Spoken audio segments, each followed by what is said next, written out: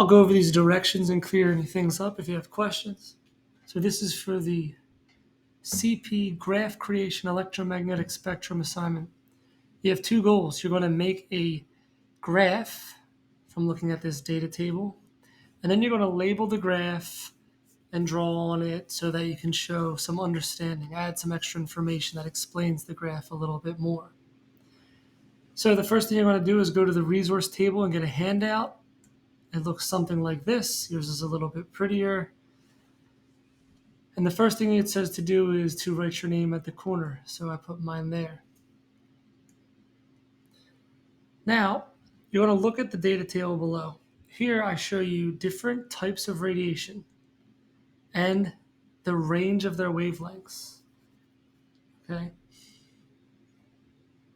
What you're going to do is you are going to look at this data, let's say radio waves, for example, 10 to the second power, anything greater than 10 to the second power, and you're going to figure out which of these arrows, these ranges, correlates with that type of radiation. So if I'm going to look at, let's say this one right here, it looks like these arrows go from 10 to the negative fourth up to about 10 to the negative fifth. So do I have a type of radiation that has that wavelength range? Oh, here's one right here, 10 to the negative fourth to 10 to the negative fifth. That's the visible light spectrum. So then what you're going to do, this one's kind of tight, you can write it VL, visible light spectrum, or since I'm doing it in the computer, it's harder, you can write it smaller, but VL works for me since nothing else has the same initials. And the second thing you're going to do once you finish all of these is it says to draw a visual of the size of the wave at each point on the graph. So how big do the waves look over here? How big do they look over here? Essentially what you're going to be doing is, let's say you think that the waves are all the same exact length, they all have the same wavelength, you're just going to draw a wave like that. All of them are the same all across the scale. Maybe you think they're smaller, maybe the wavelength you think is smaller for all of them.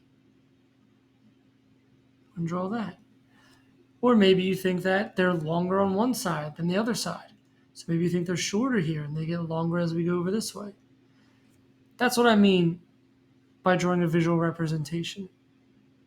Show me visually which side of this scale has longer wavelengths, which side has shorter ones. Then the last thing it tells you over here, there's 6 empty boxes on the graph. Use your knowledge and your notes to fill in information about it. So this side of the graph has some characteristics. This has some other characteristics. All right. Using your notes, tell me something that you know about the waves on this side, the type of radiation on this side, and the type of radiation on this side. I'll help you if you need help. Just call me right over.